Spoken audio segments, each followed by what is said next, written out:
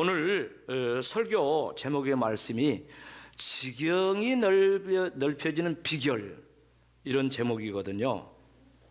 그런데 이 제목은 무엇을 가장 중요하게 여기느냐에 따라서 나타난 결과다, 이렇게 말씀을 드릴 수가 있습니다.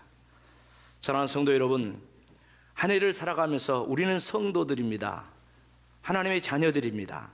하나님의 자녀들로서 내 인생에서 한 해 살아가면서 무엇을 가장 중요하게 여기면서 살아서 아까 말씀드린 것처럼 내 지경이 넓혀져야 되겠냐, 이 말입니다.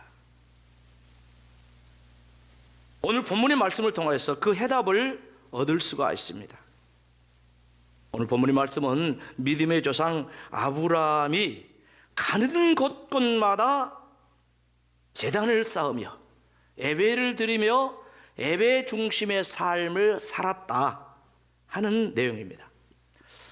신학자 중에, 근래 신학자 중에 아주 유명한 신학자가 칼 바르트라는 사람이 있습니다.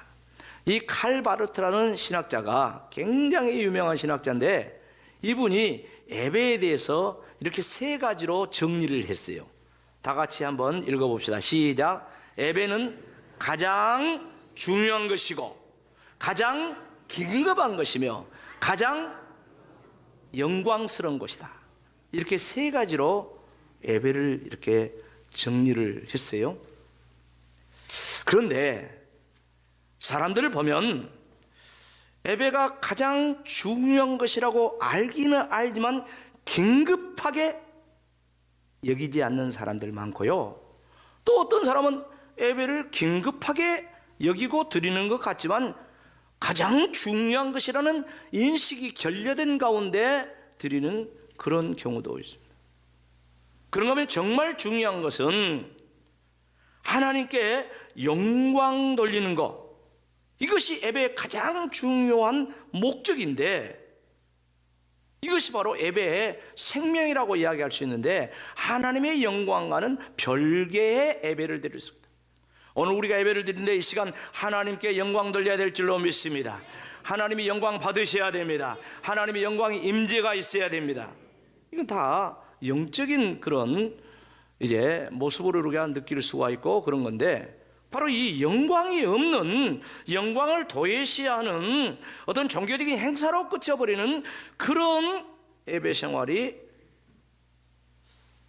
이루어지지 않는가, 이렇게 점검을 해봐요. 여러분, 우리가 일주일 살면서 교회에서 예배를 몇 번이나 드릴까요? 교회 공예배는 이렇게 주일 1부 예배, 2부 예배, 오후 찬양 예배 쭉 하면은 한 10번 정도 됩니다.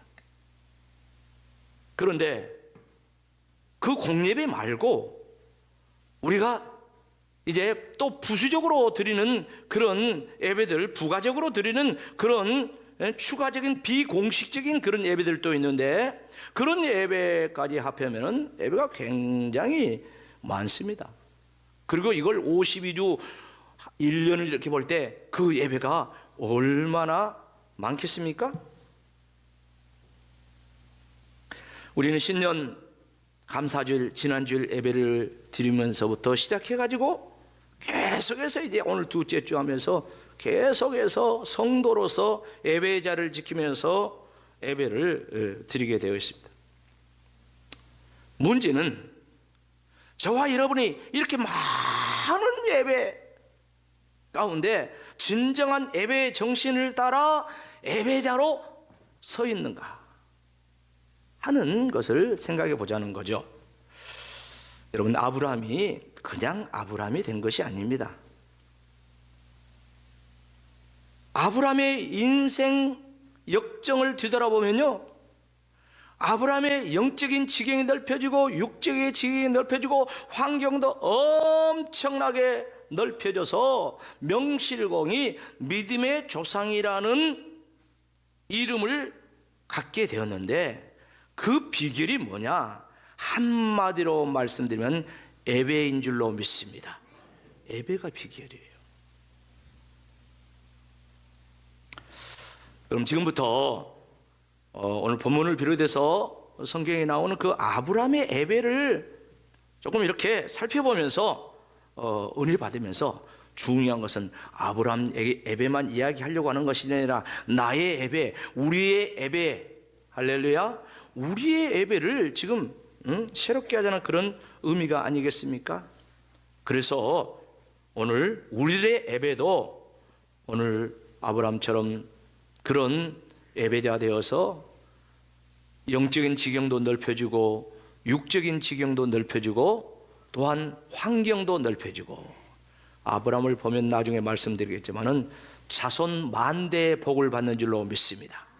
이스라엘 민족이 조상이 누구예요? 아브라함이죠. 아브라함이죠. 그럼 자손 만대의 복을 받는 이런 역사가 있었어요. 오늘 본문의 말씀은 아브라함이 비교적 늦게 신앙생활을 합니다.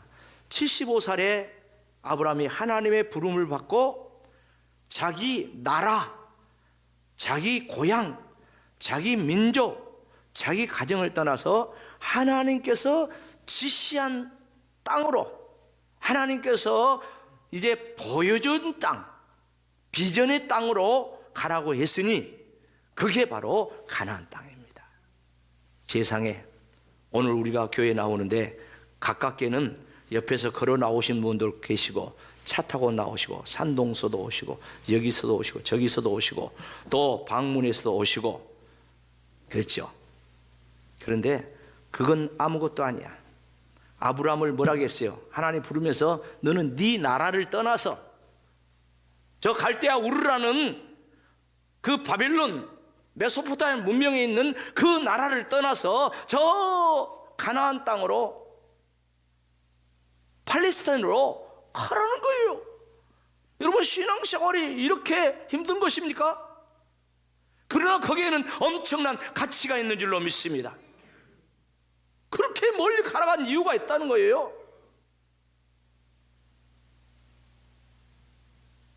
아브라함은 늦은 나이에 신앙생활을 시작하면서 인생의 남은 삶을 보면 철저하게 자기 인생의 중심이, 자기 신앙의 중심이 예배 중심이었어요. 예배 중심. 그 내용을 오늘 본문에서부터 이야기하고 있는 거예요. 자, 뒤로 계속해서 나가면서 몇 가지로 이게 정리하면 아브라함의 그 신앙생활, 예배 생활을 이렇게 말씀드릴 수가 있는데, 첫 번째 보면 아브라함은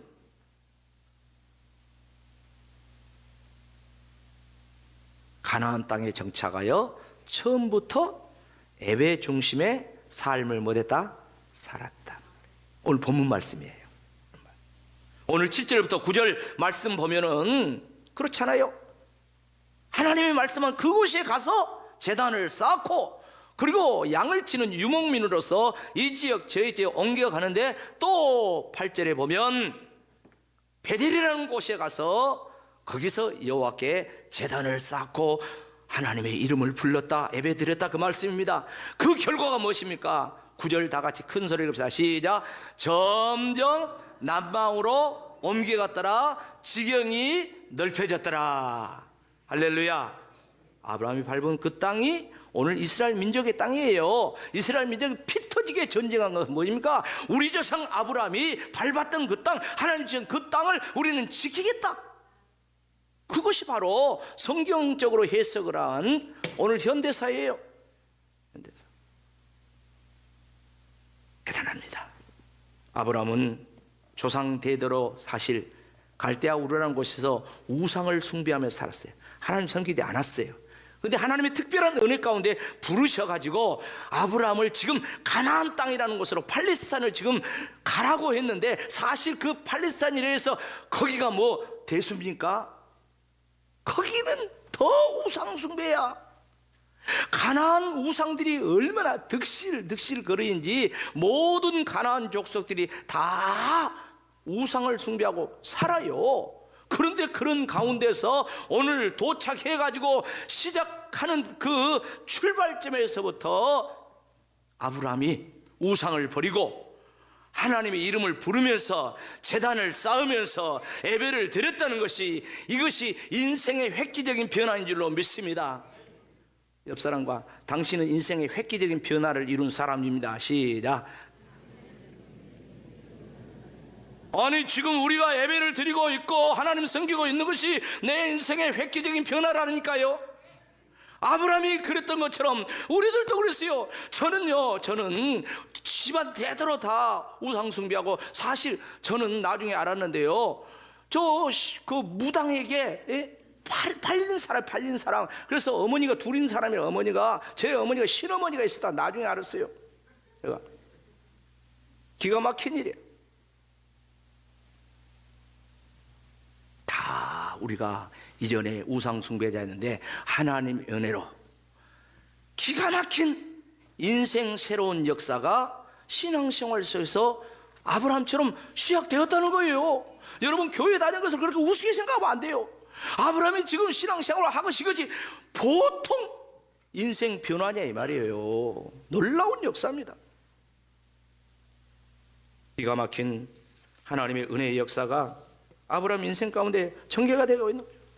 자, 그렇다면 아브라함이 제단 중심, 예배 중심의 신앙생활을 했는데 아브라함의 그 예배관, 인생관이 뭡니까? 이거는 예배 중심, 그러니까 내 삶의 중심이 뭐다? 예배다, 그 말이에요. 그렇게 살았다는 거예요. 아브라함이 가나안 땅에 도착해서 시작부터 지금 오늘 본문에 제단 쌓고 계속 그렇게 갑니다. 양을 치는 유목민이기 때문에 동쪽으로 가가지고 거기 동편 아이, 서편 베델, 그 베델이라는 그 지역에 가가지고 거기서 여호와의 이름을 부르면서 하나님 앞에 막 제단을 쌓고 예배를 이렇게 드립니다. 근데요, 집에 가서 읽어보십시오. 그 다음에 보면은 어떤 이야기가 나오냐면은 이런 아브라함에게 수치스러운 이야기가 나와요. 어떤 수치스러운 이야기가 나옵니까? 그 가나안 땅에, 하나님이 가라고 있는 그 땅에 기근이 들었어. 기근이 들어가지고 도저히 먹을 것이 없어가지고 소문 듣자니 저 애굽에는 양식이 많다 해가지고 가족을 이끌고 어디로 가요? 애굽으로 내려가. 그 내용이 바로 그대에 나옵니다. 그런데 어쩌습니까? 아브라함의 부인 사라가 굉장히 예쁜 여자였던 것 같아요. 그래 어째요? 세상에, 아브라함이 가만히 생각해 보니까 사라가 내 부인이라 하면은 애굽 사람들이 바로 왕이 자기를 죽이고 빼앗을 것 같아가지고 둘이 어째요? 부인이라 하지 말고 누이라 하자, 그렇게 약속해가지고 바로 왕한테 팔았어요. 바로 왕한테 소떼 양떼 받고 바로 왕한테 아브라함이 살아보려고, 먹고 살아보려고 하다가 마누라를 팔았네. 근데 어쩝니까? 하나님께서 가만히 계십니까? 하나님이 개입한 줄로 믿습니다. 그래서 바로에게 하나님이 개입하셔서 그냥 혼짝을 내니까 정신 바짝 차리고, 아니 어찌하여서 나한테 누이라고 속였냐 하면서 네 아내를 빨리 데리고 가라고 그렇게 말씀합니다. 창세기 12장 19절 말씀 다 같이 읽어봅시다. 시작. 네가 어찌 그를 누이라 하며 내가 그를 데려다가 아내를 삼게 하였느냐? 네 아내가 여기 있으니 이제 데리고 가라. 분명히 아브라함이 자기 아내를 먹고 살기 위해서 바로에게 팔았어요. 여러분들은 마누라 안 팔았죠? 남자들 부인들이여 감사하시오. 팔아먹었어. 아브라함이 하나님이 지켜줬어. 빨리 가라가니까 정신 차리고 그가 간 곳이 어디입니까? 예배의 자리 베델로 돌아간 줄로 믿습니다. 창세기 13장 보면은 아브라함이 돌아갑니다. 돌아가는 내용이 거기 나와요. 창세기 13장 3절 4절 같이 읽어봅시다.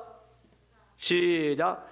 그가 네게브부터 길을 따라 어디에 베델에 이르며 베델과 아이 사이고 전에 장막 쳤던 곳에 이르니 4절 큰 소리로 그가 처음으로 제단을 쌓은 곳이라 그가 거기서 여호와의 이름을 불렀더라. 아멘. 그러니까 오늘 본문 말씀 처음 제단 쌓고 하나님 앞에 예배드리면서 결단하면서 새롭게 시작해봐야 됐던 그곳으로 돌아가서 예배의 자리, 은혜 받은 자리, 그 베델로 돌아갔다는 그런 말씀 아니겠습니까? 여러분, 베델이 어떤 곳입니까? 베델은 뜻이 하나님의 뭐요? 집이요. 이 야곱이라는 사람이 환난 당할 때에 나중에 보면은 하나님을 만났던 예배의 장소가 베델인 줄로 믿습니다. 베델은 하나님의 집이에요.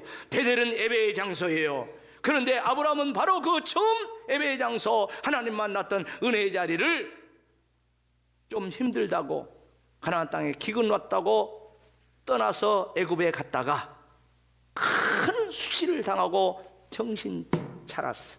내가 살 곳은 은혜의 자리, 내가 살 곳은 베델, 내가 살 곳은 예배의 자리. 할렐루야. 그래서 돌아온 줄로 믿습니다. 돌아왔어요. 돌아왔어. 예배의 자리로 돌아왔어요. 사랑하는 성도 여러분, 여러분들은 예전에 베델이 어디였습니까? 여러분은 베델 어디였습니까? 주일 낮 예배가 베델의 자리입니다. 주일 오후 예배가 베델의 자리입니다. 수요 예배가 베델의 자리입니다. 또한 금요 기도의 예배 자리가 베델의 자리입니다. 날마다 드리는 새벽 예배 자리가 베델의 자리입니다. 그런데 여러분이시여, 이전에는 했는데 왜 지금은 베델을 잃어버렸냐 이거야. 이전에는 수요 예배도 드리고 이전에는 새벽 기도 다니고 했는데 왜 그 베델을 잃어버렸냐 이거예요. 다시 돌아오기를 주 이름으로 축복합니다. 그 자리를 찾아야 돼요. 베델로 아브라함이 돌아왔잖아요. 수치 당하기 전에 아브라함처럼 이렇게 공격당하지 말고 하나님께서 말씀을 통하여서 너희가 돌이켜라 이렇게 말씀하시는 거예요.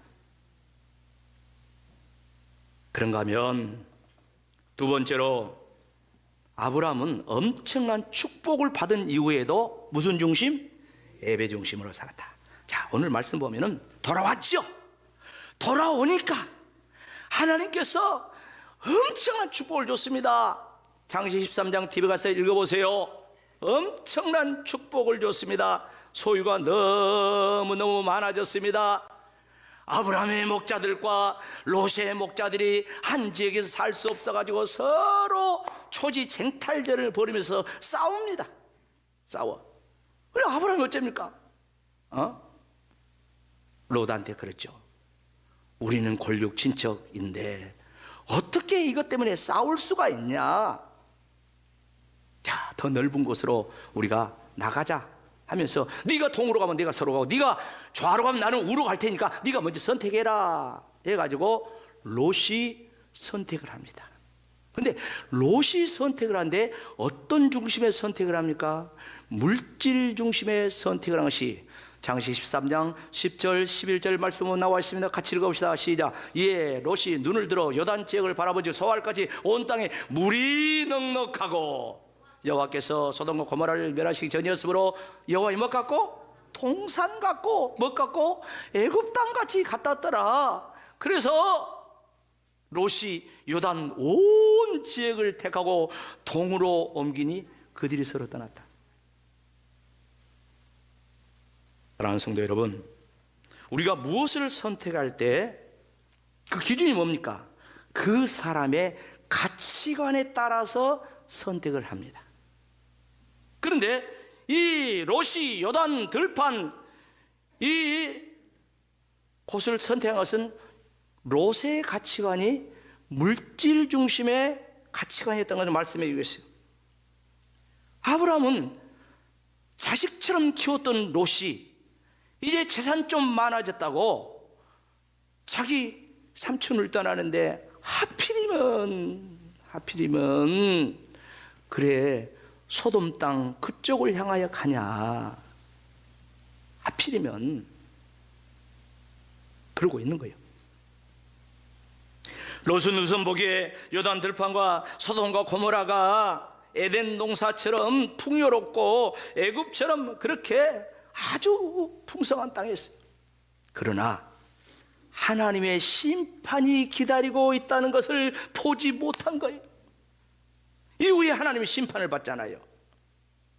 사랑하는 성도 여러분, 우리가 인생을 살아가면서 끊임없이 선택을 하는데 중요한 것은 가치관이요, 중요한 것은 안목입니다. 안목이 뭡니까? 보는 눈이죠. 보는 눈이요. 하다못해 가게를 얻더라도 그 안목이 있는 사람은 장사가 잘 될 수 있는 그걸 얻어요. 근데 어떤 사람은 저런 것을 얻었을까? 그런 거 얻은 사람도 있습니다.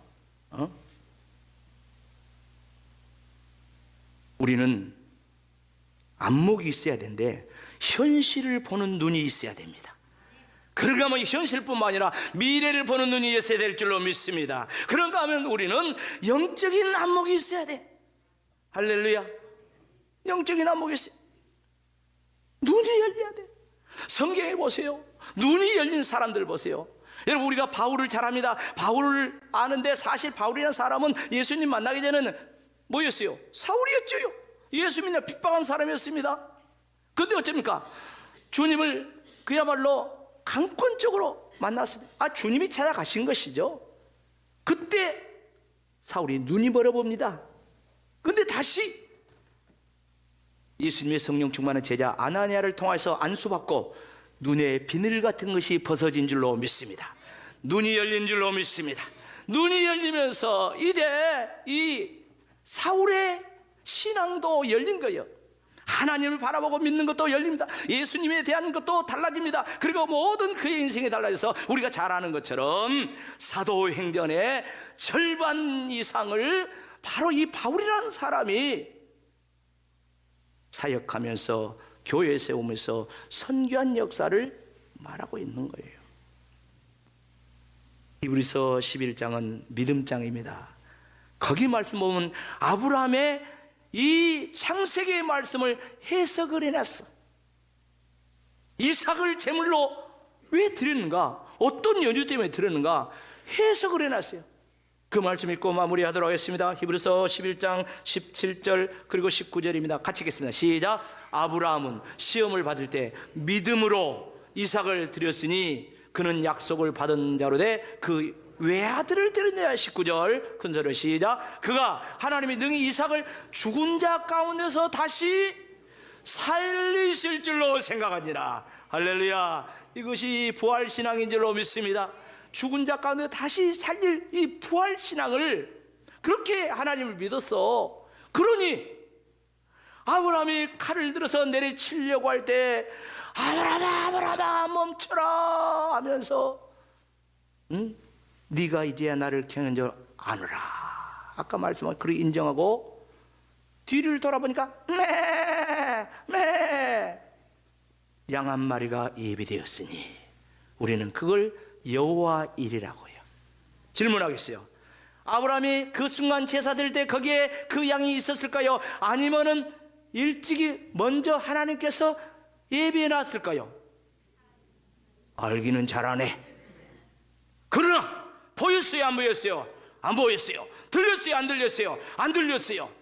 그러나 하나님께서 인정하시고 하나님께서 복을 주시고 은혜를 주시니 이제 들려왔고 보인 줄로 믿습니다. 그래서 이삭은 살아났고 그리고 그 양을 갖다가 제물로 드려서 제사를 완성시켰다. 이 양은 요한복음 1장 29절 말씀하면 세상죄를 지고 가는 하나님의 어린 양 예수님을 예표한 줄로 믿습니다. 예수님을 예표한 그 어린 양이 다 예비되어 있어요. 그래서 저와 여러분은 오늘 믿음을 갖고 이 한 해 동안 예배 생활, 주일 성수, 각종 예배 열심히 해야 될 것은 하나님은 절대로 나를 손해보게 하시지 않는다. 시간 뺏고 물질 뺏고 나 손해보게 하시지 않는다. 믿으십니까? 하나님 복 주신 분이요. 무슨 복 주신다고요? 큰 복. 무슨 복이요? 큰 복, 큰 복. 그리고 나만 복 준 것이 아니라 내 후손, 내 자손, 예수님이 아브라함의 후손이야. 자자손손. 예수님이 태어날 때까지 2000년이 걸려. 2000년 동안 복을 주고 지금도 그 말씀을 4000년이야. 올 한 해 살아가면서 중요한 건 많죠. 그런데 우리는 성도야. 우리는 크리스찬이야. 가장 중요하게 하는가? 하나님 만나는 시간, 예배 시간 되시기를 주의 이름으로 축복합니다. 그래서 아브라함의 만복을 받으시기를 주의 이름으로 축복합니다. 아멘.